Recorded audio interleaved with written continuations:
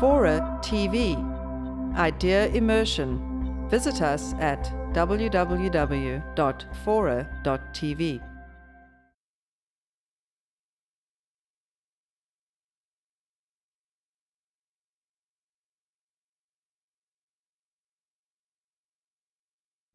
What keeps a political entity like the People's Republic of China from corrupting an article like Tiananmen Square massacre? It seems to work now, but for how much longer?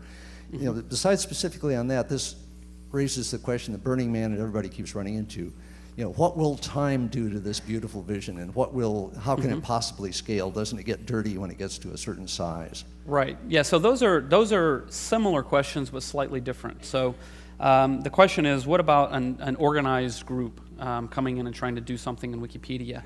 Well, the first answer is that the community that we've built is pretty strong, right?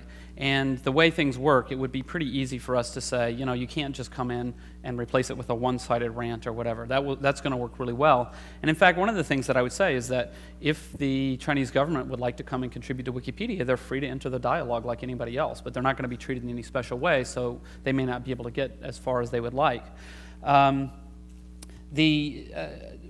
I didn't go into all of the details of how the community is organized, but I can tell you like one story. There was a case where a neo-Nazi website on the internet, message boards, they discovered Wikipedia. And they said, oh, this whole thing is terrible, it's a big Jewish conspiracy. They had pictures and they were measuring my nose to see if it was really crazy.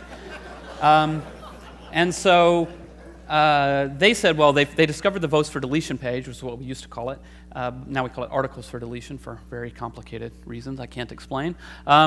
But they said, oh, there's the votes for deletion page. We're going to go in and we're going to take over Wikipedia. We're going to delete all the articles we don't like. So they went in and they said, well, we're going to nominate this and we're going to vote it to delete. They said there's 40,000 members of this website. We can easily overtake them, right?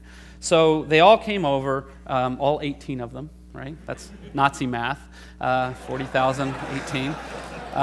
So all 18 of them came over and voted. So that particular vote ended up being like 85 to 18, and they didn't succeed. But people in the community said, well, what will we do? We do have this open process. And I said, well, this is still my role in the community. We have consensus, we have democracy, we have this and that, but we still have a little bit of constitutional monarchy. And so I said, you know, my role in the community is to defend the community. And so one of the things we would say is, well, if a bunch of Nazis come and try to take over the site, I'll just ban them. That's easy. And do our current existing rules allow us to do that? Well, no, other than the rule that says, comma, unless Jimbo, whatever, you know. But the key there is that requires a certain amount of trust, and it requires me to not do that, basically. And I never do that, you know. Go in and ban a whole large group of people would be one of the most shocking events that ever happened in Wikipedia. But I think it's been important that we keep that kind of thing so that we can experiment. We freely experiment with our institutional structures, and we don't have to be paranoid. It goes back to the restaurant analogy.